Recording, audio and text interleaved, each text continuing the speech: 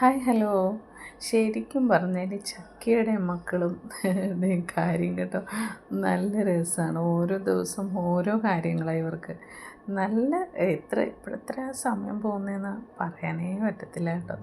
നല്ല രസമാണ് ഇവരുടെ കാര്യം. ഇത് കണ്ടോ, ഈ സ്റ്റൂള് ചക്കയും മോളും തന്നെ ഇരിക്കുന്ന സ്റ്റൂളാണ് കേട്ടോ. അതിനകത്താണ് ഇപ്പോൾ 3 പേരും കൂടി ഇരിക്കുന്നത്. കണ്ടോ, അവളെ ഇപ്പോൾ കുറച്ച് ദിവസമായല്ലോ, അത് കാരണം ഇടയ്ക്കൊക്കെ ചീറ്റി ഓടിക്കും.